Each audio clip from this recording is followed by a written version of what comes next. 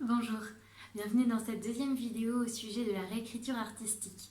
Lorsqu'un univers artistique est extrêmement connu, on peut y faire référence dans une nouvelle production en utilisant extrêmement peu d'éléments.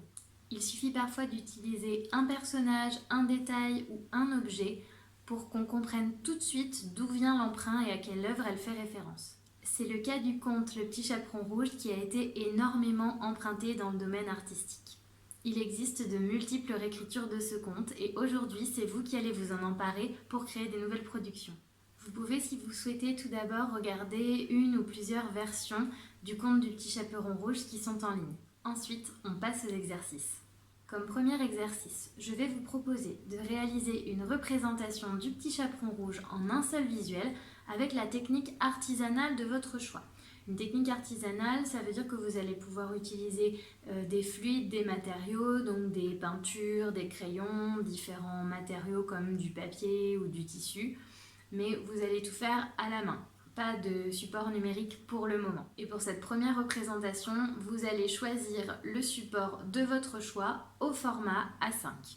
Ça peut être du papier, du tissu, une planche de bois, en tout cas, il ne doit pas dépasser un format A5, c'est l'équivalent d'une demi-feuille de papier standard A4, du papier d'impression. Une fois que votre représentation est faite, vous allez en réaliser une deuxième, mais cette fois sur un post-it. Et une fois que vous avez réalisé cette représentation sur le post-it, vous allez en faire une troisième et dernière sur un papier de la taille d'un timbre. En faisant cet exercice, vous vous rendrez vite compte que vous allez devoir épurer votre représentation à chaque essai.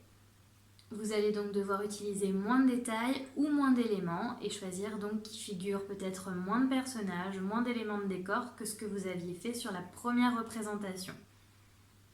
L'objectif est que sur la troisième représentation de la taille d'un timbre, on puisse toujours reconnaître que vous avez souhaité représenter le Petit Chaperon Rouge. Le deuxième exercice est un exercice plus technique. Je vais vous proposer de réaliser une représentation de nouveau de l'univers du Petit Chaperon Rouge, mais en utilisant uniquement des matériaux ou des papiers ou des objets que vous allez assembler ou coller sur une feuille plane. Vous pouvez également les disposer et les prendre en photo par la suite.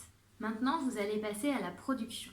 Vous vous êtes rendu compte au cours des exercices qu'avec très peu d'éléments, on peut faire référence à un conte connu ou à une œuvre connue. Ici, je vais vous proposer de réaliser une production qui fera référence au Petit Chaperon Rouge, mais le Chaperon Rouge sera représenté uniquement par un point rouge. Je vous souhaite une très bonne création et à la prochaine vidéo.